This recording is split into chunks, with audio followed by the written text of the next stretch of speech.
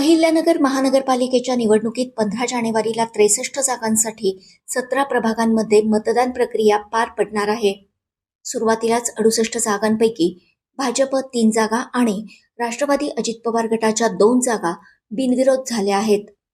एकूण 345 मतदान केंद्र उभारण्यात आली असून प्रभाग क्रमांक 4 आणि 5 मध्ये जास्तीच्या पोलीस बंदोबस्ताची मागणी पोलिसांकडे केल्याची माहिती महापालिका आयुक्त तथा निवडणूक निर्णय अधिकारी यशवंत डांगे यांनी दिली.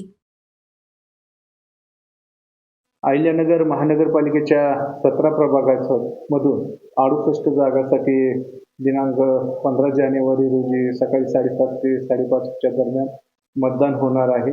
या मतदानाची पूर्वतयारी म्हणून आज 14 तारखेला जवळजवळ 345 मतदान केंद्राच्या जे प्रिसाइडिंग ऑफिसर आहेत, पोलिंग ऑफिसर 1, 2, 3 आहेत, सहाय्यक आहेत, पोलीस, होमगार्ड यांचा डिस्पॅच 6 निवडणूक निर्णय अधिकाऱ्यांच्या मार्फत विकेंद्रित पद्धतीने त्या मतदान केंद्रावर जाण्यास तयार आहे. महापालिकेच्या या मतदान प्रक्रियेसाठी 1800 कर्मचाऱ्यांची नेमणूक केलेली आहे.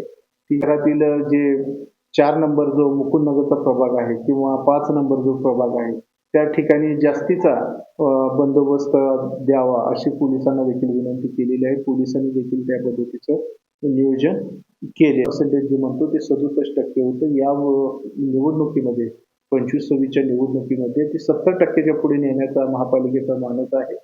आणि माझी सर्व अहिल्यानगर वासियांना विनंती आहे की आपण लोकशाही बळकट करण्यासाठी या शहराच्या विकासात सहभाग घेण्यासाठी आपण 15 तारखेला मतदान करावे. मतदान कोणालाही करा, परंतु आपण मतदान केले पाहिजे.